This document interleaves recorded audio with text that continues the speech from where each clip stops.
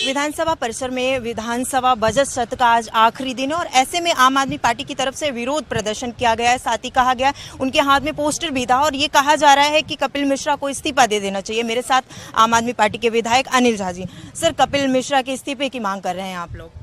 वो इसलिए कर रहे हैं कि दिल्ली के जो दंगे हुए उसमें 52 से 54 लोग मरे थे, आम शहरी लोग मरे थे, चाहे हिंदू और मुसलमान नहीं मरे थे, आम शहरी लोग मरे थे।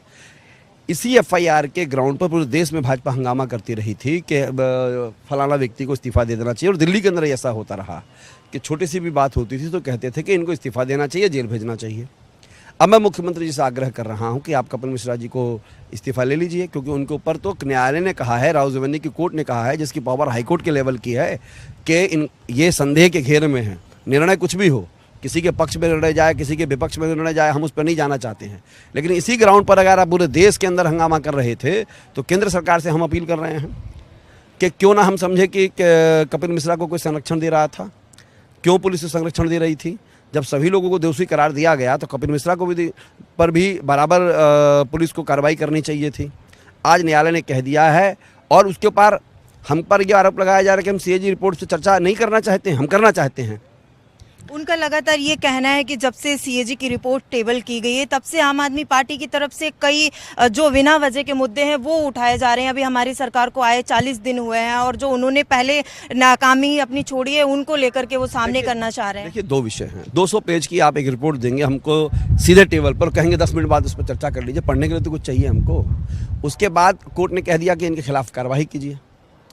तो हम क्यों ना माने कि एक अदृश्य ताकतें हैं, केंद्र सरकार के बैठे हुए कुछ अधिकारी हैं, कुछ ऑफिसर्स हैं, कुछ भाजपा के बड़े नेता हैं जो इस सरकार को चला रहे हैं। मुख्यमंत्री की भी इतनी हिम्मत नहीं है कि कपिल मिश्रा को हटा देंगे। आज विधानसभा सत्र समाप्त हो जाएगा, क्या आप लगातार इसके बाद भी इस्तीफे की मांग करते रहेंगे? आंदोलन तो करेंगे, हम विपक्ष में हैं, आंदोलन करना हमारा हक है भाई।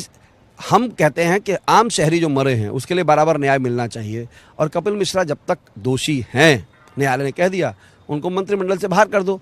आंदोलन करना हमारा हक है, हम करते रहेंगे, जनता को जागृत करते रहेंगे।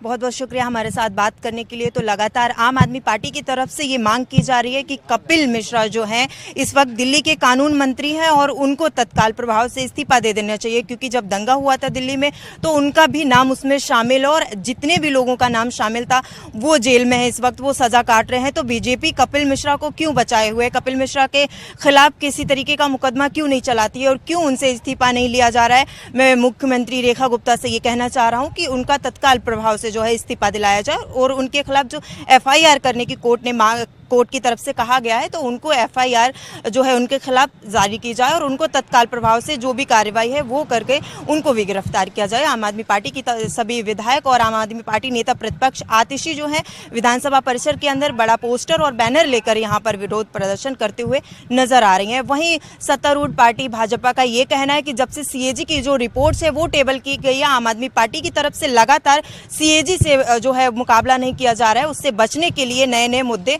उठाकर जो है विधानसभा में ला रही है और सीएजी पे चर्चा करने से बच रही है, इसलिए वो तमाम तरीके के मुद्दे जो है विधानसभा परिसर में उठा रही है। कैमरा पर्सन शक्ति के साथ शालू चौहान, दिल्ली, प्राइम न्यूज।